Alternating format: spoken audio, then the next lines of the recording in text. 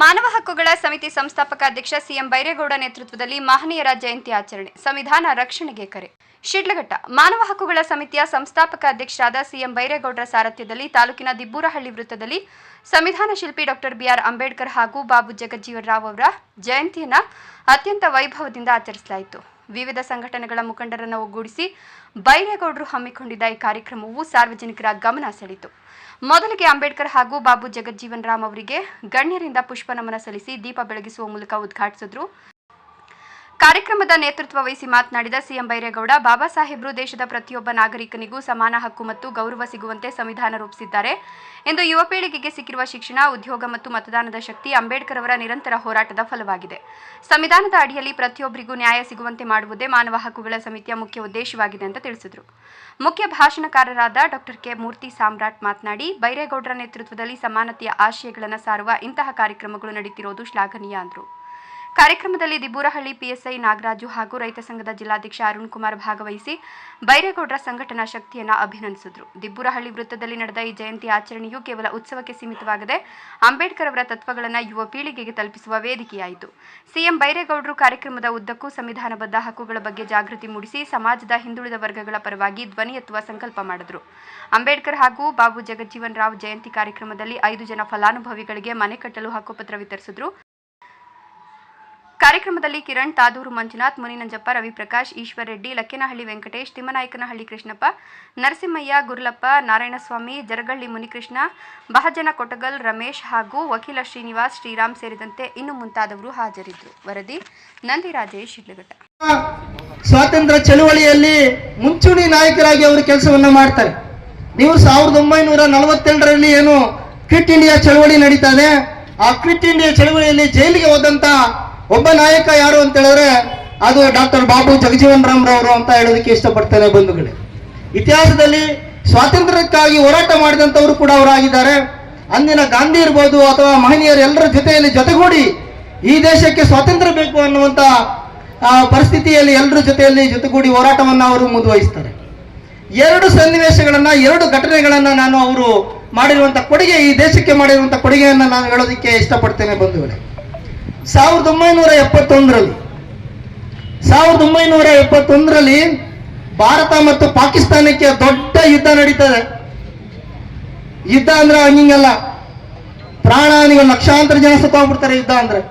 ಈಗ ನಡೀತಾ ಇದೆ, ನಿಮ್ಗೆ ಗೊತ್ತಿರಲಿ, ಅಮೆರಿಕ ಮತ್ತು ಯಾರು ಇಸ್ರೇಲ್ ಅವರು ಯಾರ ಮೇಲೆ ಯುದ್ಧ ಮಾಡ್ತಾ ಇದ್ದಾರೆ? ಇರಾನ್ ಮೇಲೆ ಯುದ್ಧ ಮಾಡ್ತಾ ಇದ್ದಾರೆ. ಎಷ್ಟೋ ಲಕ್ಷಾಂತರ ಜನ ಸತ್ತೋಗ್ತಾ ಇದ್ದಾರೆ, ಲಕ್ಷಾಂತರ ಜನ. ಆ ರೀತಿಯಾದಂಥ ಯುದ್ಧಗಳು ಆ ಕಾಲಘಟ್ಟದಲ್ಲಿ ನಡೆಯಿತು ಭಾರತ ಮತ್ತು ಪಾಕಿಸ್ತಾನಕ್ಕೆ. ಇಂದಿನ ಪೂರ್ವ ಪಾಕಿಸ್ತಾನ ಅಂತ ಕರೀತಾ ಇದ್ದೀವಿ, ಬಾಂಗ್ಲಾದೇಶ ಅಂತ ಏನು ಕರಿತೀವಿ, ಆ ಬಾಂಗ್ಲಾದೇಶದ ಪ್ರಾಂತ್ಯದಲ್ಲಿ ಮತ್ತು ಈಗಿನ ಪಾಕಿಸ್ತಾನದ ಎರಡೂ ಕಡೆಯಿಂದ ಭಾರತದ ಮೇಲೆ ದಾಳಿಯನ್ನ ಮಾಡ್ತಾರೆ. ಯಾವುದೇ ಇನ್ಫಾರ್ಮೇಶನ್ ಇಲ್ಲದೇನೆ ದಾಳಿಯನ್ನ ಮಾಡ್ತಾರೆ. ಅಂದಿನ ರಕ್ಷಣಾ ಸಚಿವರಾಗಿರುವಂತ ಡಾಕ್ಟರ್ ಬಾಬು ಜಗಜೀವನ್ ರಾಮ್ ರವರು ಆ ಒಂದು ಯುದ್ಧವನ್ನು ಸಮರ್ಥವಾಗಿ ಎದುರಿಸ್ತಾರೆ. ಅವರು ದೇಶದ ಕಡೆಯ ಭಾಗಕ್ಕೆ ಹೋಗಿ ಸೈನಿಕರ ಜೊತೆಯಲ್ಲಿ ಸೇರಿಕೊಂಡು ಅವರಿಗೆ ಆತ್ಮಸ್ಥೈರ್ಯವನ್ನು ಕೊಟ್ಟು, ಅವರಿಗೆ ಬಲವನ್ನು ಕೊಟ್ಟು, ಅವರಿಗೆ ಶಕ್ತಿಯನ್ನು ಕೊಟ್ಟು, ಯುದ್ಧವನ್ನು ನೀವು ಧೈರ್ಯವಾಗಿ ಎದುರಿಸಿ ಪ್ರಾಣವನ್ನ ಕೊಟ್ಟಾದ್ರೂ ಸರಿನೇ ಈ ದೇಶವನ್ನು ನೀವು ರಕ್ಷಣೆ ಮಾಡಬೇಕು ಅನ್ನುವಂಥ ಸಂದೇಶವನ್ನು ಕೊಟ್ಟು ಅಲ್ಲಿನ ಸೈನಿಕರಿಗೆ ಚೈತನ್ಯವನ್ನು ತುಂಬಿಸಿ ಅವರು ಯುದ್ಧ ಮಾಡಲಿಕ್ಕೆ ಹೇಳ್ತಾರೆ. ಬಹುದೊಡ್ಡ ಯುದ್ಧ ನಡೀತದೆ. ಯುದ್ಧ ನಡೆದಂತ 11ನೇ ದಿವಸಕ್ಕೇನೆ ಕೇವಲ 13 ದಿವಸಗಳಲ್ಲಿ 13 ದಿವಸಗಳಿಗೇನೆ ಪಾಕಿಸ್ತಾನ ತನ್ನ ಎಲ್ಲಾ ಶಸ್ತ್ರಾಸ್ತ್ರಗಳನ್ನ ತ್ಯಜಿಸಿ ಭಾರತದ ಮುಂದುಗಡೆ ಮಂಡಿ ಉರ್ತದೆ. ಆವಾಗ ಬಂದಂತ ಜಯಕ್ಕೆ ಕಾರಣಕರ್ತರು ಯಾರು ಅಂತ ಹೇಳಿದ್ರೆ ಡಾಕ್ಟರ್ ಬಾಬು ಜಗಜೀವನ್ ರಾಮ್ ರವರು. ಇವತ್ತು ಏನಾದ್ರೂ ಒಂದು ಬಾಂಗ್ಲಾದೇಶ ಉದಯ ಆಗಿದೆ ಅಂತ ಹೇಳೋದಾದ್ರೆ ಅದಕ್ಕೆ ಕಾರಣಕರ್ತರು ಯಾರು ಅಂತ ಹೇಳಿದ್ರೆ ಬಾಬು ಜಗಜೀವನ್ ರಾಮ್ ರವರು ಅನ್ನೋದನ್ನ ನಾವು ಮರಿಬಾರದು. ಬಂದಿದೆ ಮುಂದುವರಿಸಿ 1967ರಲ್ಲಿ 1974ರಲ್ಲಿ ಈ ದೇಶದಲ್ಲಿ ಬರಗಾಲ ಬರುತ್ತೆ. ಏನು ಸಂವಿಧಾನ ಅಂತಂದ್ರೆ ಅದು ಒಂದು ಜಾತಿಗೆ ಸೀಮಿತವಲ್ಲ, ಅಥವಾ ಅದೊಂದು ಧರ್ಮಕ್ಕೆ ಸೀಮಿತವಲ್ಲ. ಸ್ನೇಹಿತರೆ, ಏನು 2010 2011ರಲ್ಲಿ ನಮ್ದೇ ಒಂದು ಆಸ್ತಿ ವಿಚಾರವಾಗಿ ಒಂದು ದಾಖಲಾತಿ ಎತ್ಕೊಂಡು ಕೋರ್ಟ್ ಮೊರೆ ಹೋಗ್ತೀವಿ. ಆ ಕೋರ್ಟ್ ಮೊರೆ ಹೋದಾಗ ಅಲ್ಲಿರ್ತಕ್ಕಂಥ ಏನು ಕೆಲವೊಂದು ವಕೀಲರಾಗಿ ಅಥವಾ ಕೆಲವೊಂದು ನ್ಯಾಯಾಧೀಶರಾಗಿ ಆ ಜಮೀನನ್ನು ಇದು ಮರಿಗಳಿಸಲು ಸಾಧ್ಯವಿಲ್ಲ ಅಂತ ಅದನ್ನ ವಜಾಗೊಳಿಸಿ ನನ್ನನ್ನ ಮನೆ ಕಳಿಸಿರ್ತಾರೆ. ಯಾವುದೇ ವಕೀಲರನ್ನು ಭೇಟಿ ಮಾಡಿದಾಗ ಈ ಆಸ್ತಿ ನಿನಗೆ ಮರಿಗಳಿಸಲು ಸಾಧ್ಯವೇ ಇಲ್ಲ ಅಂತ ಮನೆಗೆ ನನ್ನ ವಾಪಸ್ ಕಳಿಸ್ತಾರೆ. ಆಗ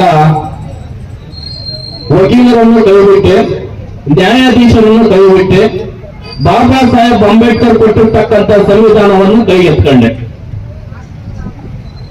ಬಾಬಾ ಸಾಹೇಬ್ ಅಂಬೇಡ್ಕರ್ ಕೊಟ್ಟಿರ್ತಕ್ಕಂಥ ಸಂವಿಧಾನವನ್ನ ನಾನು ಕೈಯಲ್ಲಿ ಹಿಡಿದು ನಾನೇ ವಾದ ವಿವಾದ ಕೋರ್ಟಲ್ಲಿ ಮಂಡನೆ ಮಾಡಿ ಆ ಜಮೀನನ್ನು ಮರುಗಳಿಸಿಕೊಂಡು ತಗೊಂಬಂದೆ.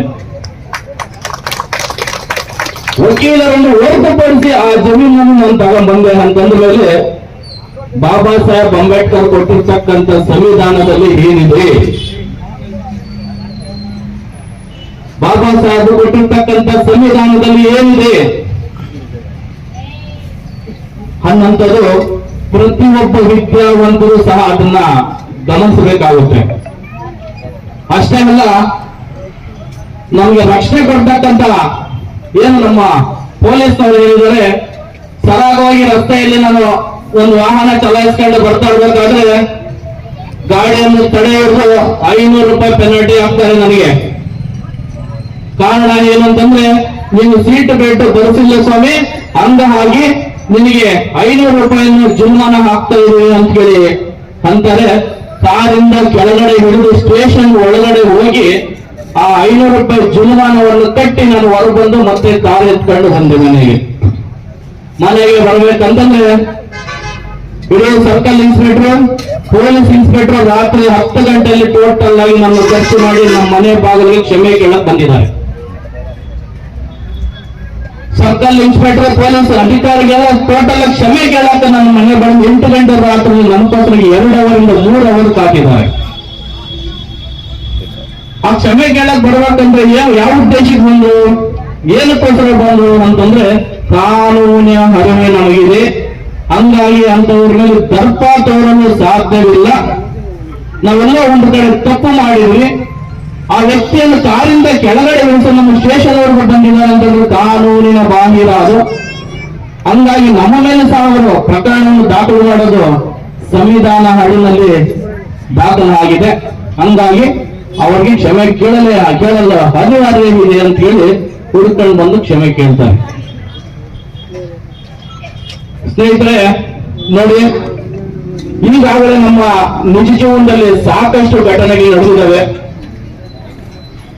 ಸಾಕಷ್ಟು ಅನ್ಯಾಯಗಳು ನಡೆದಿವೆ, ಸಾಕಷ್ಟು ನನ್ನ ಮೇಲೆ ನನ್ನ ಕೈಲಾದಷ್ಟು ಮಟ್ಟಕ್ಕೆ ಬಡ ಬಗ್ಗರಿಗೆ, ದೀನ ದಲಿತರಿಗೆ, ಕೂಲಿ ಕಾರ್ಮಿಕರಿಗೆ, ರೈತ ಮಕ್ಕಳಿಗೆ, ಪ್ರತಿಯೊಬ್ಬರು ಏನು ಬಡ ಕುಟುಂಬದಲ್ಲಿ ಬೆಳೀತಾ ಇದ್ದಾರೋ ಅಂತವರಿಗೆಲ್ಲ ಸಹಾಯ ಹಸ್ತ ಕೊಟ್ಕೊಂಡು ನನ್ನ ಕಾರ್ಯವನ್ನು ಮುಂದೆ ಹರಿಸ್ಕೊಂಡು ಹೋಗ್ತಾ ಇದ್ದೆ. ಉದ್ದೇಶ ಒಂದೇ, ಮಾನವ ಹಕ್ಕುಗಳು. ಈಗ ಎಷ್ಟೋ ಸಂಘ ಸಂಸ್ಥೆಗಳಿದ್ದಾವೆ, ದಲಿತ ಸಂಘಟನೆಗಳು, ಕಾರ್ಮಿಕ ಸಂಘಟನೆಗಳು, ರೈತ ಸಂಘಟನೆಗಳು, ಪ್ರತಿಯೊಂದು ಏರಿಯಾಗೂ ಒಂದು 10 ಸಂಘಟನೆಗಳಿದ್ದಾವೆ. ಈ ಸಂಘಟನೆಗೆಲ್ಲ ಎಲ್ಲಿಂದ ಬಂತು ಸ್ವಾಮಿ? ಈ ಸಂಘಟನೆಗಳು ಎಲ್ಲಿಂದ ಬಂತು? ಯಾವಾಗ ಹುಟ್ಕೊಂಡು ಈ ಸಂಘಟನೆಗೆ? ಬಾಬಾ ಸಾಹೇಬ್ ಅಂಬೇಡ್ಕರ್ ಕೊಟ್ಟಿರ್ತಕ್ಕಂಥ ಒಂದು ಸಂವಿಧಾನದಲ್ಲಿ ಹುಟ್ಕೊಂಡಿರ್ತಕ್ಕಂಥ ಈ ಸಂಘಟನೆಗಳು. ಸಂವಿಧಾನದಲ್ಲಿ ರಚನೆ ಆಗಿರ್ತಕ್ಕಂಥ ಒಂದು ದಾಖಲಾತಿಯನ್ನು ಕೈ ಹಿಡಿದು ಸಂಘಟನೆಗೆ ಕಟ್ಟಿದ್ರು. ಪ್ರತಿಯೊಬ್ಬರು ಅಷ್ಟೇ, ಪ್ರತಿಯೊಬ್ಬ ಹೋರಾಟಗಾರರು ಅಷ್ಟೇ ಇವತ್ತು ಹೋರಾಟ ಮಾಡ್ತಾ ಇದ್ದಾರೆ ಅಂತಂದ್ರೆ ನ್ಯಾಯಕ್ಕಾಗಿ ಬಾಬಾ ಸಾಹೇಬ್ ಅಂಬೇಡ್ಕರ್ ಅವರು ಫೋಟೋ ಇಟ್ಟಿರ್ತಾರೆ. 27,418 ನಾವು ಯಾರು ಕೊಡಬೇಕು, ಯಾರು ಬಿಡಬೇಕು? ಈಗ ಮೆಟೀರಿಯಲ್ ಯಾರಕ್ಕೆ ಸರಕು ಕೊಡಬೇಕು, ಯಾರಿಗೆ ಬಿಡಬೇಕು? ಹಂಗಾಗಿ ನಾವು ಅಂತಿಮದೊಂದು ಸಭೆ ಕರೆದು ಆ ಸಭೆಯಲ್ಲಿ ಈಗಾಗಲೇ ನಾವು ಒಂದು ಡಿಸಿಷನ್ ಬರ್ತಾ ಇದೀವಿ. ಏನಪ್ಪಾ ಅಂತಂದ್ರೆ ಅತಿ ಕಡುಬಡತನದಲ್ಲಿ ಯಾರು ಜೀವನ ಮಾಡ್ತಾ ಇದಾರೋ, ಯಾರು ಮನೆ ಕಟ್ಕೊಳ್ಳೋದು ಕೂಡ ಸಾಧ್ಯವಾಗ್ತಾ ಇಲ್ವೋ ಅಂತವರಿಗೆ ಪ್ರತಿಯೊಂದು ಏನು ಮೆಟೀರಿಯಲ್ ಇದೆ ಎಲ್ಲ ಕೊಡೋಣ. ಸ್ವಲ್ಪ ಆರ್ಥಿಕವಾಗಿ ದುಡಿಮೆ ಇರ್ತಕ್ಕಂಥವ್ರಿಗೆ ಒಂದಿಷ್ಟು ಡಿಸ್ಕೌಂಟ್ ಮಾಡಿ ಮೆಟೀರಿಯಲ್ ಕೊಡೋಣ ಅಂತ ಕೇಳಿ ಡಿಸೈಡ್ ಮಾಡಿದ್ವಿ ಸ್ನೇಹಿತರೆ. ಏನು ಅಂತಂದ್ರೆ ಆರ್ಥಿಕವಾಗಿರ್ತಕ್ಕಂಥವ್ರಿಗೆ 1000 ಇಟ್ಟಿಗೆ ಬೇಕಾದ್ರೆ ಕೊಡ್ತೀವಿ, 5 ಟನ್ ಎಂಸೆಂಡು ಕೊಡ್ತೀವಿ, 25 ಮೂಟೆ ಸಿಮೆಂಟ್ ಅಂತ ಇದೆ ಅಂತವ್ರಿಗೆ ಬೇಕಾದ್ರೆ 40 ಮೂಟೆ ಸಿಮೆಂಟ್ ಕೊಡ್ತೀವಿ. ಇದು ಮಿಕ್ಕಿದ್ದೆಲ್ಲ ನೀವು ಹಾಕಬೇಕಾಗುತ್ತೆ. ಇಟ್ಕೆ ಸಿಮೆಂಟ್ ಎಂಸೆಂಟ್ ಕೊಡ್ತೀವಿ. ಇನ್ನ ಮೇಲೆ ಶೀಟ್ ನೀವೇ ಹಾಕೊಬೇಕಾಗುತ್ತೆ, ಡೋರು ಕೂಡ ನೀವೇ ಇಟ್ಕೊಬೇಕಾಗುತ್ತೆ. ಕೆಲವೊಂದಿಷ್ಟು ಜನಕ್ಕೆ ಅದರಲ್ಲೇ ಇದು ಮಾಡ್ತಾ ಇದೀವಿ, ಅದಕ್ಕೆ ಒಂದು ಟೀಮ್ ರಚನೆ ಮಾಡ್ತಾ ಇದೀವಿ ಈಗ ನಾವು. ಯಾಕಂದ್ರೆ ಈಗಾಗಿರ್ತಕ್ಕಂಥ ನಮ್ಗೆ ಚೇಳೂರು, ಚಿಂತಾಮಣಿ, ಶಿಡ್ಲಘಟ್ಟ, ಬಾಗೇಪಲ್ಲಿ ಒಂದು 3% ಆಗಿದೆ, ಇನ್ನೂ 1/4% ಇದೆ. ಅವಾಗೆ ಇಷ್ಟು ಅರ್ಜಿ ಬಂದಿದ್ದಾವೆ ಅಂತಂದ್ರೆ ಇನ್ನು ನಮ್ಗೆ ಗುಡಿಬಂಡೆ ಇದೆ, ಗೌರಿಬಿದನೂರು ಇದೆ, ಏನು ಚಿಕ್ಕಬಳ್ಳಾಪುರ ಇದೆ, ನಗರ. ಇನ್ನು ನಗರಗಳಲ್ಲಿ ಯಾವಾಗೂ ಕೊಟ್ಟಿಲ್ಲ, ಬರೀ ಹಳ್ಳಿ ಭಾಗದಲ್ಲೇ ಕೊಡ್ತಕ್ಕಂಥದ್ದು. ಹಂಗಾಗಿ ಅವರ ಆರ್ಥಿಕ ದುಡಿಮೆಯನ್ನು ನೋಡ್ಕೊಂಡು ನಾವಂತವರಿಗೆ ಈಗ ಅದನ್ನ ಕೈಗೆತ್ಕೊಂಡು ಅದಕ್ಕೆ ಒಂದು ಟೀಮ್ ರಚನೆ ಮಾಡ್ತಾ ಇದೀವಿ. ಯಾರು ಕಟ್ಕೊಳಕ್ ಆಗ್ತಾ ಇಲ್ವೋ, 10 ಮನೆ 15 ಮನೆ ಸಿಗ್ತಾ ಇದಾವೆ. ಜಾವಪುರ ಗುಡಿ ಬಿಟ್ಟು ಮೇಲುಗಡೆ ಹೋದ್ರೆ ನೋಡಿ ಮುಳ್ಳೂರು, ಮತ್ತೆ ಮುತ್ತೂರು, ಈ ಬಾಗ್ಲಾಗೆಲ್ಲ ಕೆಲವು ಬಾಗ್ಲಾಗಾದ್ರೆ 1 ಮನೆ ಕೂಡ ಸಿಗ್ತಾ ಇಲ್ಲ. ಎಲ್ಲ ಆರ್ಥಿಕವಾಗಿ ಚೆನ್ನಾಗಿರ್ತಕ್ಕಂಥವ್ರೆ. ಈ ಕಡೆ ಗಡಿ ಬಾಗ್ಲು ಬಂದ್ರೆ ಒಂದು ಊರಿಗೆ 10 ಮನೆ 15 ಮನೆ ಸಿಗ್ತಾರೆ. ಅದೇ ಗೋಲ್ಮೂಡುಗನ ಅಂತ ಒಂದೇ ಒಂದು ಊರಲ್ಲಿ 45 ಮನೆ ಸಿಕ್ಕಿದ್ದಾರೆ. ಏನ್ ಹೇಳಿ, 45 ಮನೆ ಸಿಕ್ಕಿದೆ. ಯಾರು ಕೊಡಬೇಕು, ಯಾರು ಬಿಡಬೇಕು? ನನ್ನನ್ನು ಮಾತಾಡೋದಕ್ಕೆ ತಿಳಿಸಿರ್ತಕ್ಕಂಥ ಎಲ್ರಿಗೂ ವಂದಿಸ್ತಾ, ಹಾಗೂ ಇಲ್ಲಿ ನನ್ನ ಅಣ್ಣ ತಮ್ಮಂದ್ರು ಮತ್ತು ಅಕ್ಕ ತಂಗಿಯರೆಲ್ಲ ಭಾಗವಹಿಸಿದ್ದೀರಾ, ಹಾಗೂ ಪತ್ರಕರ್ತರ ಮಿತ್ರರು ಸೇರಿದ್ದೀರಾ. ಎಲ್ರಿಗೂ ನಾನು ಕೇಳ್ಕೊಳ್ಳೋದೊಂದೇ, ಈ ಪ್ರಪಂಚದಲ್ಲಿ ಮಾನವೀಯತೆ ಅನ್ನೋದನ್ನ ಭೂಮಿ ಮೇಲೆ ಹರಡಿಸಿರ್ತಕ್ಕಂಥವರು ಒಬ್ಬರೇ ಡಾಕ್ಟರ್ ಅಂಬೇಡ್ಕರ್ ಸಾಹೇಬರು.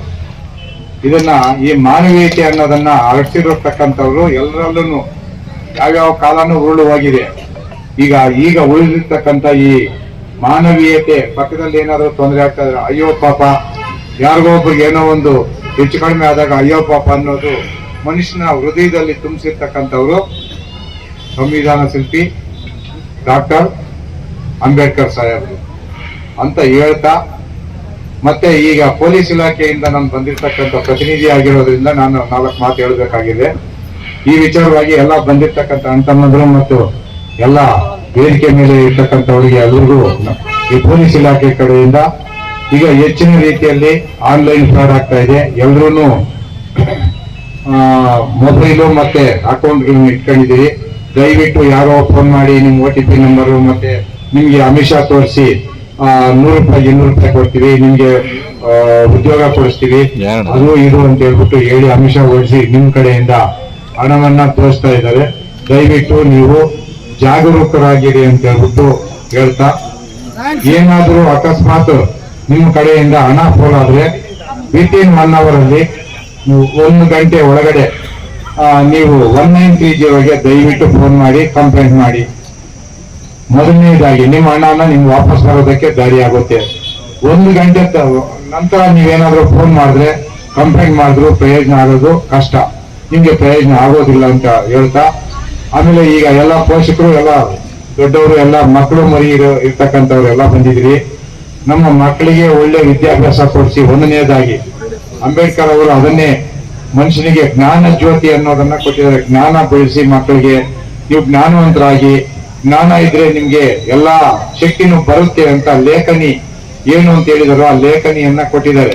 ದಯವಿಟ್ಟು ಜ್ಞಾನವಂತರಾಗಿ ಮಕ್ಕಳನ್ನ ಒಳ್ಳೆ ವಿದ್ಯಾವಂತರನ್ನಾಗಿ ಮಾಡಿ ಒಳ್ಳೆ ಸಂಸ್ಕಾರವಂತರನ್ನಾಗಿ ಬೆಳೆಸಿ ಅಂತ ಹೇಳ್ತಾ ನಾನು ಪ್ರತಿನಿಧಿಸ್ತಾ ಇರ್ತಕ್ಕಂಥ ವಿಚಾರವಾಗಿ ನಾನು ಮಾತನಾಡೋದು. ಹೆಣ್ಣು ಮಕ್ಕಳಿಗೆ 18 ವರ್ಷ ಆದಮೇಲೆ ಮದುವೆ ಇನ್ನೊಂದು ಮತ್ತೊಂದು ಅಂತ ಯೋಚನೆ ಮಾಡಿ, ಗಂಡು ಮಕ್ಕಳಿಗೆ 21 ವರ್ಷ ಆದಮೇಲೆ ಮದುವೆ ಇನ್ನೊಂದು ಮತ್ತೊಂದು ಮಾಡಿ, ಅದರೊಳಗೆ ಏನಾದರೂ ನೀವು ಪ್ರಯತ್ನ ಮಾಡಿದ್ರೆ ಕಾನೂನಿದೆ, ನೀವು ಶಿಕ್ಷೆಗೆ ಅರ್ಹರಾಗ್ತೀರಾ. ಮೂರನೇದು, ಎಲ್ಲ ವಿಚಾರಗಳು ಇಲ್ಲಿ ಬಂದಿರತಕ್ಕಂಥವ್ರು ಎಲ್ಲ ವಾಹನಗಳನ್ನು ಓಡಿಸ್ಕೊಂಡು ಬಂದಿದ್ದೀರಾ. ದಯವಿಟ್ಟು ನಮಗೆ ಮತ್ತೆ ನಿಮ್ಮ ಬಂದಿರತಕ್ಕಂಥ ನಿಮ್ಮ ಮನೆಯವರಿಗೆ ನಿಮ್ಮ ಜೀವ ಅಮೂಲ್ಯ. ನಿಮ್ಮ ಜೀವ ಇದ್ರೆ ನಿಮ್ಮ ಮನೆಯವರು ಚೆನ್ನಾಗಿರ್ತಾರೆ, ಈ ಸಮಾಜನೂ ಚೆನ್ನಾಗಿರ್ತದೆ. ದಯವಿಟ್ಟು ಎಲ್ಲರೂ ದ್ವಿಚಕ್ರ ವಾಹನ ಮತ್ತು ಯಾವುದೇ ವಾಹನ ಓಡಿಸ್ಬೇಕಾದ್ರೆ ವಾಹನ ಪರವಾನಿಗೆ ಮತ್ತು ಹೆಲ್ಮೆಟ್ ಅನ್ನು ಧರಿಸಿ. ನಿಮ್ಮ ಜೀವ ಇರೋದೇ ತಲೆಯಲ್ಲಿ, ಮುಖ್ಯವಾದ ಅಂಗ ತಲೆ. ಈ ಅಂಗ ಏನಾದರೂ ಹೆಚ್ಚು ಕಡಿಮೆ ಎಲ್ಲಾದರೂ ಬಿದ್ದು, ಇಲ್ಲ ನಿಮ್ಗೆ ಯಾರಾದರೂ ಬುದ್ಧಿ ಅಥವಾ ನೀವು ಯಾರಿಗಾದ್ರೂ ಬುದ್ಧಿ ಏನಾದರೂ ಅನಾಹುತ ಆಗಿ ನೀವೇನಾದರೂ ಹಾಸ್ಪಿಟ್ಲ್ಗೆ ಹೋದ್ರೆ ಮೊದಲು ಕೇಳೋದು ಬಾಗಿಲಲ್ಲೇ ಕೇಳ್ತಾರೆ, 50,000 ಇದೆಯಾ, ಲಕ್ಷ ಇದೆಯಾ ಅಂತ ಹೇಳ್ಬಿಟ್ಟು ಕೇಳ್ತಾರೆ. ದಯವಿಟ್ಟು ಇವೆಲ್ಲ ನೋವುಗಳಿಗೆ ಅನುಭವಿಸ್ಬೇಕಾಗುತ್ತೆ. ನೀವು ಹಾಸ್ಪಿಟಲ್ ಇರ್ತೀರಾ, ನಿಮ್ಮ ಫ್ಯಾಮಿಲಿಯವರೆಲ್ಲ ನೋವು ಅನುಭವಿಸ್ಬೇಕಾಗುತ್ತೆ. ದಯವಿಟ್ಟು ಹೆಲ್ಮೆಟ್ ಧರಿಸಿ, ವಾಹನ ಪರವಾನಿಗೆಯನ್ನು ಚಾಲನಾ ಪರವಾನಿಗೆಯನ್ನು ಮಾಡಿಸಿ, ಮತ್ತು ವಾಹನಕ್ಕೆ ಇನ್ಶೂರೆನ್ಸ್ ಮಾಡಿಸಿ, RC ಮತ್ತು FC ಎಲ್ಲಾನು ರನ್ನಿಂಗ್ ಇದೆಯಾ ಅಂತ ನೋಡಿಕೊಂಡು ವಾಹನವನ್ನು ಚಲಾವಣೆ ಮಾಡಿ. ಜಾತಿಗೆ ಒಡನಾಟ ಇಟ್ಬಿಟ್ಟು ನಮ್ಮನ್ನೇ ಹೊರಪಡಿಸ್ಬಿಟ್ಟು ಅವ್ರು ಬೇಳೆ ಬೇಯಿಸ್ಕೊಂತ ಇದ್ದಾರೆ. ಅದಕ್ಕೆ ನಮ್ಮ ಸಂಘಟನೆಗಳು ಇವಾಗ ರೈತ ಸಂಘಟನೆ ಆಗ್ಬೋದು, ದಲಿತ ಸಂಘಟನೆ ಆಗ್ಬೋದು, ಬೇರೆ ಸಂಘಟನೆಗಳು ಯಾವ್ದಾದ್ರು ಇರಬೇಕು. ಒಂದು ಸಂಘಟನೆ ಅಂದ್ರೆ ಒಂದು ರೈತ ಸಂಘ ಇರ್ಬೋದು, ಯಾವ್ದಾದ್ರು ಇರಬೇಕು. ಒಂದು ಸಂಘಟನೆಯಲ್ಲಿ 10 ಸಂಘಟನೆಗಳು ಉಟ್ಕೊಂಡಿವೆ. ಆ 10 ಸಂಘಟನೆಗಳು ಯಾರು ಮಾಡಿದ್ರು ನಾವು ಜನಗಳ ಸಹಾಯ ಮಾಡ್ಬೇಕಂತ ಬಂದವರು ಹೊತ್ತು ನಾವು ಬದುಕಬೇಕು. ಇದರಲ್ಲಿ ದಲಿತ ಸಂಘಟನೆ ಆಗ್ಬೋದು, ರೈತ ಸಂಘಟನೆಗಳು ಯಾರು ಇವಾಗ ಯಾರಾದ್ರೂ ಸಂಬಳ ಕೊಟ್ಟು ತೆಗೆದುಕೊಂಡು ಕೆಲಸ ಮಾಡುವಂತಲ್ಲ. ಗೌರ್ಮೆಂಟ್ ಇಂದ ಜಾಬ್ ಕೊಟ್ಟಿರೋದಿಲ್ಲ. ಏನಂದ್ರೆ ಒಬ್ಬ ರೈತರಿಗೆ ಸಹ ತೊಂದರೆ ಆಗ್ತಾ ಇದೆ, ಒಬ್ಬರಿಗೆ ಯಾವ್ದಾದ್ರು ತೊಂದರೆ ಮಾಡ್ತಾ ಇದ್ದಾರೆ, ಯಾವ್ದಾದ್ರು ರಾಜಕೀಯ ವ್ಯಕ್ತಿಯಿಂದ ತೊಂದರೆ ಆಗ್ತಾ ಇದೆ ಜನಗಳಿಗೆ. ಅವಾಗ ಎಲ್ಲಾ ಸಂಘಟನೆಗಳು ಒಂದಾಗಿ ನಾವು ಕೆಲಸ ಮಾಡಿದಾಗ ಮಾತ್ರ ನಮ್ಗೆ ಸ್ವತಂತ್ರ ಸಿಕ್ತಂಗೆ. ಇವಾಗ ಇದ್ದಿದ್ರೆ ಏನ್ ಮಾಡ್ತಾ ಇದಾರೆ ಅಂದ್ರೆ, ರೈತ ಸಂಘಟನೆಯವರು ಹೋಗಿ ಎಲ್ಲೋ ಪಾಲಿಟ್ ಜನ ಮುಂದೆ ಹೋದ್ರೆ ಬೇರೆ ಸಂಘಟನೆ ನಾವು ಎತ್ತು ಕಟ್ಬಿಟ್ಟು ಅದಕ್ಕೆ ನಾವು ಹೋಗ್ತೀರಾ ಅದು ತೊಂದರೆ ಮಾಡ್ತಾ ಇದ್ದಾರೆ. ಅದೇ ಇವಾಗ ಹೊಡೆದು ಹಿಂಸೆ ಮಾಡಿ ಇದ್ ಮಾಡಿದ್ರೆ, ದಲಿತ ಸಂಘಟನೆ ಹೋಗಿ ಕೇಸ್ ಮಾಡಿದ್ರೆ ಅದಕ್ಕೆ ಇನ್ನೊಬ್ಬ ಸಂಘಟನೆ ಅವ್ರು ಎತ್ಕೊಟ್ಬಿಟ್ರೆ ಅದಕ್ಕೆ ಬೀರು ಬಟ್ ಹಾಕ್ಸ್ಬಿಟ್ಟು ಕೆಲಸ ಮಾಡ್ತಾ ಇದ್ದಾರೆ. ಈ ಅಧಿಕಾರಿಗಳು ಏನ್ ಮಾಡ್ತಾರೆ ಅಂದ್ರೆ, ಸಂಘಟನೆಗಳವರು ಈ ಕಡೆ ಒಬ್ರು ಆ ಕಡೆ ಒಬ್ರು ಯಾವಾಗ ಮಾಡ್ತಾ ಇದ್ರು ಆವಾಗ ರಾಜಕೀಯದವ್ರ ಮಾತು ಕೇಳಕ್ಕೆ ಸ್ಟಾರ್ಟ್ ಮಾಡ್ತಾರೆ. ಆವಾಗ ನಮ್ದು ಇವಾಗ ಹೋಗಿ ಮಾತಾಡ್ತೀವಿ, ಸರ್ ನೀವು ಫೋನ್ ಮಾಡ್ತೀರಿ, ಅವರು ಫೋನ್ ಮಾಡ್ತಾರೆ, ನೀವು ಜಿಲ್ಲಾ ಕಮಿಟಿಯವರು, ಅವರು ಜಿಲ್ಲಾ ಕಮಿಟಿಯವರೇ, ನಾವ್ ಯಾರು ಮಾಡೋದು ಮಾಡಿದ್ರೆ ಇಬ್ಬರು ಕಂಪ್ಲೇಂಟ್ ಮಾಡ್ತೀವಿ, ಇಲ್ಲಿದ್ರೆ ಇಲ್ಲ ಅಂದ್ರೆ. ಯಾಕಂದ್ರೆ ರಾಜಕೀಯ ಒತ್ತಡಗಳು ಜಾಸ್ತಿ ಆಗ್ಬಿಡುತ್ತೆ. ಇವಾಗ ರಾಜಕೀಯ ಒತ್ತಡ ಹೆಂಗಾಗುತ್ತಂದ್ರೆ, ಈ ನಾವು ಸಂಬಳ ಕೊಡ್ತೀರಾ ಅವರು ಸಂಪಾದನೆ ಮಾಡ್ಕೊಂತ ಇರ್ತಾರೆ. ಯಾಕಂದ್ರೆ ದುಡ್ಡು ಕಾಸು ಎಲ್ಲ ಅವ್ರ ಹತ್ರ ಇರುತ್ತೆ. ನಮ್ಮ ಸಂಘಟನೆಗಳವರು ₹1 ಆಸೆ ಬಿಟ್ಟಿದ್ರೆ ಮಾಡ್ಬೇಕು. ನಮ್ಮ ಸಂಘಟನೆಗಳು ಅಷ್ಟೇ ಕೈ ಚಾಚೋದು ಬಿಟ್ಟು ಸಹಾಯ ಮಾಡೋದನ್ನ ಯಾವಾಗ ಕತ್ಕೋತೇವೆ ನಮ್ಮ ಸಂಘಟನೆಗಳು, ಆವಾಗ ನಮ್ಮ ಸಂಘಟನೆಗೂ ಗೌರವ ಇರುತ್ತೆ, ಇದು ಇರುತ್ತೆ. ನಾನು ಇವಾಗ ಸಂಘಟನೆಗಳು ಎಲ್ರಿಗೂ ಹೇಳ್ತಾ ಇದ್ದೀನಿ, ನಾನು ಆಗ್ಬೋದು, ಬೇರೆಯವರು ಆಗ್ಬೋದು. ಸಂಘಟನೆಗಳೆಲ್ಲ ಮಾಡಿದಾಗ ಕೈ ಚಾಚೋದನ್ನು ಬಿಟ್ಬಿಟ್ಟಿದೆ ಅಂದ್ರೆ ಸಂಘಟನೆಗೆ ಎಷ್ಟೋ ಗೌರವ ಇರುತ್ತೆ. ನಾವು ಮಾಡೋದಕ್ಕೂ ಒಂದು ಸಾರ್ಥಕ ಇರುತ್ತೆ. ಅದ್ ಮಾಡಿದಾಗ ಮಾತ್ರ ನಮ್ಮ ಸಂಘಟನೆಗಳಿಗೂ, ಇವಾಗ ನಮ್ಮ ಸಂವಿಧಾನ ಬಂದಿಂದ ಅಂಬೇಡ್ಕರ್ ಅವ್ರಿಗೂ ಅವರು ಮಾಡಿದಷ್ಟು ಸ್ವಲ್ಪ ಒಂದು 10% ಏನೋ ಸಹಾಯ ಮಾಡಬಹುದು ಅಂತ ನಮ್ಮ ಉದ್ದೇಶ. ಯಾಕಂದ್ರೆ ಒಂದು ಜಾತಿಗೆ ಇವಾಗ DSS ಅವರು ಮಾತ್ರನೇ ಅಂಬೇಡ್ಕರ್ ಅಂತ ಹೇಳ್ತಾರೆ. ಒಬ್ಬ ಮಹಿಳೆ ಅಧ್ಯಕ್ಷರಾಗಬೇಕಂದ್ರೆ ಸಂವಿಧಾನ ಬರೆದಿದ್ದಕ್ಕೆ, ಒಬ್ಬನು ಇವಾಗ ಸಂಘಟನೆ ಕಟ್ಟಬೇಕಂದ್ರೆ ಅಂಬೇಡ್ಕರ್ ಬಂದಿದ್ದಕ್ಕೆ, ನಾವು ಎಲ್ಲಾದ್ರೂ ಹೋಗಿ ಯಾರ ಪಕ್ಕದಲ್ಲಿ ಒಬ್ಬ ಕೂತ್ಕೋಬೇಕಂದ್ರೆ ಅಂಬೇಡ್ಕರ್ ಮಾಡಿದ್ದಕ್ಕೆ, ಅವೆಲ್ಲ ಮಾಡಿದರೆ ಅದನ್ನ ನಾವು ಉಪಯೋಗಿಸ್ಕೊಂಡು ಹೋಗ್ಬೇಕು. ಆವಾಗ ಉಪಯೋಗಿಸ್ಕೊಂಡು ಹೋಗ್ಬೇಕು ಅಂದ್ರೆ ನಾವು ತಿಳುವಳಿಕೆ ಆಗಬೇಕು. ರಾಜಕೀಯ ಪಕ್ಷದವರು ಬಂದಾಗ ಅವ್ರ ಹತ್ರ ಹೋಗು, ಎಲೆಕ್ಷನ್ 5 ವರ್ಷ ಎಲೆಕ್ಷನ್, 5 ವರ್ಷದ ಎಲೆಕ್ಷನ್ಗೆ ₹500 ₹1000 ಕೈ ಚಾಚಿ ಬಿಡ್ತೀವಿ. ₹500 ₹1000 ಕೈ ಚಾಚ್ಬಿಟ್ಟು 5 ವರ್ಷ ಅವರು ಗುಲಾಮರಾಗಿ ಕೆಲಸ ಮಾಡ್ತೀವಿ. ಅವಾಗ ಏನ್ ಮಾಡ್ತಾರೆ ಅಂದ್ರೆ, ನಾವೇನಾದ್ರೂ ಹೋಗಿ ಅವ್ರ ಹತ್ರ ಕೆಲಸ ಮಾಡಿದ್ರೆ ನಮ್ ಕೆಲಸ ನಡೆಯಲ್ಲ. ಯಾಕಂದ್ರೆ ಎಲೆಕ್ಷನ್ ಬಂದಾಗ ದುಡ್ಡು ಕೊಟ್ಟಿರ್ತಾರೆ. ಆ ₹500 5 ವರ್ಷಕ್ಕೆ ನಮ್ಗೆ ಟ್ಯಾಕ್ಸ್. ₹500 ಅವ್ರನ್ನ ದುಡ್ಡು ಕೊಡಿರ್ಬೇಕು ಅಂತ. ಇವಾಗ ಹೊತ್ತು ಒಬ್ಬ ಆಳು ಕೆಲಸ ಮಾಡಿದ್ರೆ ₹500 ಸಂಪಾದನೆ ಮಾಡ್ತಾರೆ. ಯಾವ ಲೆಕ್ಕ ನಮ್ಗೆ? ಯಾಕೆ ಕೈ ಚಾಚಬೇಕು? ವ್ಯಕ್ತಿ ಯಾರು? ಪಾರ್ಟಿ ಬಿಟ್ಬಿಡಿ. ಪಾರ್ಟಿ ಬಿಟ್ಬಿಟ್ಟು ಅಂದ್ರೆ ವ್ಯಕ್ತಿ ಯಾರು? ಆ ವ್ಯಕ್ತಿಗೆ ಸಹಾಯ ಮಾಡಿದ್ರೆ ನಮ್ ಕೆಲಸ ಆಗುತ್ತಾ ಇಲ್ವಾ ಅಂತ ಯೋಚನೆ ಮಾಡ್ಬೇಕೆ ಹೊತ್ತು ಪಾರ್ಟಿ ಕಟ್ಕೊಂಡು ದುಡ್ಡಿಗೆ ಆಸೆ ಬಿಟ್ಟು ಯಾವತ್ತೂ ನಾವು ಹೋಗಬಾರ್ದು. ಅಂಗಟ್ಲೋದ ಹಣ್ಣು చెవుండ ఈ హల్లిన నోట్లో సెలువున్నట్టు సకల సంపదల కొల్ల దేశముల దరిద్రమెట్టుందో నాయన సకల సంపదల కొల్ల దేశముల దరిద్రమెట్టుందో ನಾಯನ ಯಾರು ನಷ್ಟದಲ್ಲಿರ್ತಾರೋ ಅವನ್ನ ಯಾರು ಗುರುತಿರೋದಿಲ್ವೋ, ಯಾರು ಸಮಸ್ಯೆಯಲ್ಲಿರ್ತಾರೋ ಅವರಿಗೆ ಸಮಾನವಾದ ಹಕ್ಕು ಕೊಡಬೇಕು ಅಂತೇಳಿ ಅಂಬೇಡ್ಕರ್ ಪಂಡಿತರು ಅಂತೇಳಿ ಇವತ್ತು ರಾಜಕೀಯ ಪಕ್ಷಗಳು ಅವರ ಬೇಳೆ ಬೇಯಿಸಿಕೊಳ್ಳೋದಕ್ಕೋಸ್ಕರವಾಗಿ ಇವತ್ತು ನಮಗೆ ಏನೋ ಕೆಲವರಿಗೆ ಮೀಸಲಾತಿ ಅಂತ ಕೊಡ್ತಾರೆ. ಈಗ ಇವರು ಹೇಳು ನಮ್ಮ ಸ್ನೇಹಿತರು ಮೂರ್ತಿಯಣ್ಣವರು 34% ಎಲ್ಲ ಇನ್ನುಳಿದ ವರ್ಗಗಳಿಗೆ ಇದೆ ಅಂತ ಅವರು ಮಾಡಿದ್ದು ಯಾರು ಅಂಬೇಡ್ಕರ್ ಅವರು. 18% ಪರಿಶಿಷ್ಟ ಜಾತಿ ಪರಿಶಿಷ್ಟ ಪಂಗಡವರಿಗೆ ಅಂತ ಹೇಳಿದ್ರು. ಆದ್ರೆ ಇವರು ಬರೀ ಇವರು ಕೊಟ್ಟು ಉಳಿದಂತವರಿಗೆ ಅಲ್ಪ ಸ್ವಲ್ಪ ಕೊಟ್ಟು ಇವತ್ತು ಓಟು ರಾಜಕಾರಣ ಮಾಡಿಕೊಂಡು ಇವತ್ತು ನೀವೆಲ್ಲ ನೋಡ್ತಾ ಇದ್ದೀರಿ. ಬರೀ ಅವರು 5 ವರ್ಷ ಓಟ್ ಗೆಲ್ಲೋದಕ್ಕೆ ಮಾತ್ರ ಏನ್ ಮಾಡ್ಕೊಳ್ಬೇಕು ಅದನ್ನ ಮಾಡ್ತಾ ಇದ್ದಾರೆ. ಬಿಟ್ರೆ ಇಂದಿನಿಂದ ಇರ್ಬೋದು, ಇಂದಿನ ಸರ್ಕಾರಗಳಿಂದ ನಾವು ತಗೊಂಡ್ರು ಕೂಡ ಓಟ್ಗೋಸ್ಕರ ಏನ್ ಮಾಡ್ಕೊಡ್ಬೇಕು, ಏನ್ ಮೀಸಲಾತಿ ಕೊಡ್ಬೇಕು ಅಷ್ಟಕ್ಕೋಸ್ಕರ ಆಡ್ತಾ ಇದ್ದಾರೆ. ಬಿಟ್ರೆ ಇವತ್ತು ರೈತರ ಕಷ್ಟ ಏನು? ರೈತರಲ್ಲಿ ಏನಾದ್ರೂ ಜಾತಿ ಇದೆಯಾ? ರೈತರಲ್ಲಿ ಧರ್ಮ ಇದೆಯಾ? ರೈತರಲ್ಲಿ ಅಲ್ಪಸಂಖ್ಯಾತರು ಇದ್ದಾರೆ, ಹಿಂದುಳಿದ ವರ್ಗದವರು ಇದ್ದಾರೆ, ಮೇಲ್ವರ್ಗದವರು ಇದ್ದಾರೆ, ಎಲ್ಲಾ ಜನಾಂಗದವರು ಕೂಡ ಇದರಲ್ಲಿದ್ದಾರೆ, ಪರಿಶಿಷ್ಟ ಜಾತಿಯವರು ಇದ್ದಾರೆ. ಯಾಕೆಂದ್ರೆ ಕೃಷಿ ಮಾಡುವಂತ ರೈತ ಎಲ್ಲಾ ವರ್ಗದವರು ಇರ್ತಾರೆ. ಹಾಗಾಗಿ ಇವತ್ತು ಈ ಭಾಗದಲ್ಲಿ ಇವತ್ತು ನಾವು ಈರುಳ್ಳಿ ಬೆಳೀತಾ ಇದ್ದೀವಿ, ಆಲೂಗಡ್ಡೆ ಬೆಳೀತಾ ಇದ್ದೀವಿ, ಇವತ್ತು ಬೆಲೆ ಇದೆಯಾ? ಯಾವುದಕ್ಕೂ ಸೀಮಿತವಾದ ಬೆಲೆ ಇಲ್ಲ. 1995ರಲ್ಲಿ ಸ್ವಾಮಿನಾಥನ್ ಅಂತ ಹೇಳಿ ಒಬ್ರು ವಿಜ್ಞಾನಿ, ಸೈಂಟಿಸ್ಟ್, ಅವರು ಕೃಷಿ ವಿಜ್ಞಾನಿ, ಅವರು ಕೇಂದ್ರ ಸರ್ಕಾರಕ್ಕೆ ಒಂದು ವರದಿಯನ್ನು ಕೊಟ್ಟರು. ನೋಡಿ, ನಮ್ಮ ದೇಶದಲ್ಲಿ ಒಬ್ಬ ರೈತ ಉಳಿಬೇಕಾದ್ರೆ ಬ್ಯಾಂಕ್ ಅಲ್ಲಿ 40 ಪೈಸೆ 50 ಪೈಸೆ ಸಾಲ ಕೊಡ್ತೀರಾ ಕೂಡ ಅದು ಕೂಡ ಕಟ್ಟಕ್ ಆಗೋದಿಲ್ಲ. ಇನ್ನು ಕೈ ಸಾಲ ತಗೊಂಡ್ರೆ ಆತ್ಮಹತ್ಯೆನೆ. ಇವತ್ತು ರೈತ ಇವತ್ತಿನ ದಿನಗಳಲ್ಲಿ ಅರ್ಧ ಗಂಟೆಗೊಮ್ಮೆ ರೈತ ಆತ್ಮಹತ್ಯೆ ಮಾಡ್ಕೊತಾ ಇದ್ದಾರೆ. ಯಾವ ಸರ್ಕಾರಗಳು ಕೂಡ ಇದ್ರ ಬಗ್ಗೆ ಚಿಂತನೆ ಮಾಡ್ತಾ ಇಲ್ಲ. ಇವತ್ತು ಪ್ರಧಾನಮಂತ್ರಿ ಮೋದಿ ಅವರು ಹೇಳಿದ್ರು, ನಾವು ಈ ಸಾರಿ ಏನಾದ್ರು ಗೆದ್ರೆ 10 ವರ್ಷಕ್ಕಿಂತ ಮಾತಾಡಿದ್ರು, ಸ್ವಾಮಿನಾಥನ್ ವರದಿ ಜಾರಿ ಮಾಡ್ತೀವಿ, ರೈತರು ಬೆಳೆದಿದ್ದಂತ ಬೆಳೆಗೆ ವೈಜ್ಞಾನಿಕ ಬೆಲೆ ಮಾಡ್ತೀವಿ ಅಂತ. ಮಾಡಕ್ಕಾಗ್ಲಿಲ್ಲ. ಯಾರೋ ಒಬ್ರು ಸುಪ್ರೀಂ ಕೋರ್ಟ್ ಅಲ್ಲಿ ಅದನ್ನ ಒಂದು ಕೇಸನ್ನ ಫೈಲ್ ಮಾಡಿದಾಗ ಸುಪ್ರೀಂ ಕೋರ್ಟ್ಗೆ ಕೇಂದ್ರ ಸರ್ಕಾರ ಹೇಳ್ಬಿಡ್ತು, ನಮ್ಮ ಕೈಲ ಆ ಒಂದು ಪ್ರಣಾಳಿಕೆಯನ್ನ ಮಾಡಕ್ ಆಗೋದು. ಅರ್ಥವಾಯ್ತಾ? ಇವೆಲ್ಲ ಇರೋದ್ರಿಂದ ನಾವ್ಯಾವ್ದು ಒಳ್ಳೇದನ್ನ ಹಸಿರು ಟವಲ್ ಹಾಕಿದ್ರೆ ಯಾರು ಕೂಡ ಭೂಮಿ ಕೊಡ್ತೀವಿ ಅಂತ ಹೇಳಂಗಿಲ್ಲ. ಹಸಿರು ಟವಲ್ ಹಾಕ್ಬಿಟ್ಟು ಹೋಗ್ಬೇಕು, ಭೂಮಿ ಕೊಡ್ತೀವಿ ಅಂತ. ಹಸಿರು ಟವಲ್ ಹಾಕಿದ್ರೆ ನಾವು ಭೂಮಿ ಮಾರಾಟ ಮಾಡ್ತೀವಿ ಅಂತಂದ್ರೆ ಅದು ರೈತ ಸಂಘಕ್ಕೆ ವಿರುದ್ಧವಾದ ಮಾತುಗಳು. ಆದರೆ ಒಳಗೊಳಗೆ ಬೇರೆ ಬೇರೆ ಯೋಜನೆಗಳು ನಡೀತಾ ಇದ್ದಾವೆ, ಅದು ನಮ್ಗೆ ಅವಶ್ಯಕತೆ ಇಲ್ಲ. ಆದರೆ ರೈತ ಒಂದೇ ಭೂಮಿಯನ್ನು ಉಳಿಸ್ಕೊಳ್ಬೇಕು, ಭೂಮಿಯಲ್ಲಿ ಕೃಷಿ ಮಾಡಬೇಕು. ಈ ದೇಶಕ್ಕೆ ಆಹಾರವನ್ನು ಕೊಡುವಂತ ಭದ್ರತೆ ಕೊಡಬೇಕಾಗಿರುವಂತ ಆಹಾರ ಭದ್ರತೆ ಕೊಡಬೇಕಾಗಿರೋದು ರೈತನ ಜವಾಬ್ದಾರಿ. ಹಾಗಾಗಿ ಈ ಮುಂದಿನ ಮಾತನಾಡೋ ವಿಷಯಗಳು ಮೂರ್ತಿ ಅವರು ಬಾರಿ ಚೆನ್ನಾಗಿ ಹೇಳಿದ್ರು. ಏನು ಅಂಬೇಡ್ಕರ್ ಬರೆದಂತ ಸಂವಿಧಾನ ಇವತ್ತು ನಾವೇನು ಇಲ್ಲಿ ಕೂತಿದ್ದೀವಿ, ವೇದಿಕೆ ಮೇಲೆ ಕೂತಿದ್ದೀವಿ, ನಮ್ಮ ಮಾಧ್ಯಮ ಮಿತ್ರರು ಇಷ್ಟೊಂದು ಏನು ಪ್ರಚಾರ ಮಾಡ್ತಾ ಇದ್ದಾರೆ, ಇದಕ್ಕೆಲ್ಲ ಕಾರಣ ನಮ್ಮ ಅಂಬೇಡ್ಕರ್ ಅವರು. ಹೇಳ್ಬೇಕು ಅಂದ್ರೆ ಅವರು ನಮ್ಮ ದೇಶದ ಭಾರತ ದೇಶದ ದೇವರು ಅಂತ ಹೇಳ್ಬೋದು.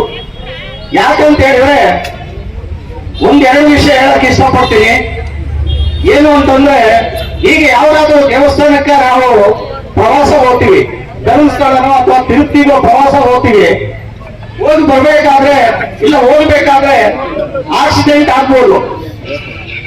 ಆಕ್ಸಿಡೆಂಟ್ ಆದಾಗ ನಾವು ಎಲ್ಲಿ ಹೋಗ್ತೀವಿ? ನಾವು ದೇವಸ್ಥಾನ ದೇವರ ಮನೆ ಹೋಗಲ್ಲ, ನಾವು ಹೋಗ್ಬೇಕಾಗಿರೋದು ಪೊಲೀಸ್ ಸ್ಟೇಷನ್ಗೆ ಹೋಗ್ತೀವಿ. ಯಾಕಂದ್ರೆ ಕಾನೂನು ಯಾರು ಈ ಕಾನೂನು ಕೊಟ್ಟವ್ರು ಯಾರು? ಬಾಬಾ ಸಾಹೇಬ್ ಅಂಬೇಡ್ಕರ್. ಯಾಕಂದ್ರೆ ಈಗ ನಾವು ದೇವ್ರ ನೋಡಕ್ ಹೋಗಿರ್ತೀವಿ ಬರ್ತೀವಿ, ಆದ್ರೆ ಅಲ್ಲಿ ದೇವ್ರ ನೆನೆಯಲ್ಲ, ನಾವು ಹೋಗ್ಬೇಕಾಗಿರೋದು ಪೊಲೀಸ್ ಸ್ಟೇಷನ್ಗೆ. ಯಾಕಂದ್ರೆ ಇದೇ ತರ ಎಷ್ಟೋ ವಿಷಯಗಳು ನಾವು ಎಲ್ಲಾ ಕಡೆನೂ ಏನು ಪ್ರತಿಯೊಂದು ಅವರ ತಲೆಯಲ್ಲಿ ಎಷ್ಟೊಂದು ವಿಷಯಗಳು ಎಲ್ಲ ಇಲಾಖೆಗಳಾಗ್ಬೋದು, ಇವತ್ತು ಎಲ್ಲಾ ತರದ್ದು, ಯಾಕಂದ್ರೆ ಕಾಲಾವಕಾಶ ಇಲ್ಲ, ಎಲ್ಲಾ ತರದ ವಿಷಯಗಳನ್ನು ಅವರ ಒಂದು ಅಂಕಿಯ ವಿಷಯಗಳು ಎಲ್ಲಿ ಏನು ಲೋಪದೋಷಗಳಾದ್ರೆ ಯಾರಾದ್ರೂ ತಪ್ಪು ಮಾಡಿದ್ರೆ ಅದನ್ನು ವಿರೋಧಿಸೋದಾಗ್ಲಿ, ಇದಕ್ಕೆಲ್ಲಾ ರೀತಿಯಾದ ಕಾನೂನುಗಳನ್ನು ಸಹಿತ ಅವರು ಕೊಟ್ಟಿದ್ದಾರೆ ಅಂದ್ರೆ ಇವತ್ತು ನಾವು ಅವರನ್ನ ದೇವರಂದೆ ಇನ್ನೇನನ್ಬೇಕಾಗತ್ತೆ. ಆದ್ರೆ ನಮ್ಮ ದೃಷ್ಟಿಯಲ್ಲಿ ಅವರು ದೇವರೇ ಆಗ್ತಾರೆ. ಆದ್ರೆ ಇನ್ನೊಂದು ಹೇಳಿದರೆ ಪ್ರತಿಯೊಬ್ಬರು ವಿದ್ಯಾವಂತರಾಗಬೇಕು ಅಂತ ಹೇಳಿದ್ದಾರೆ.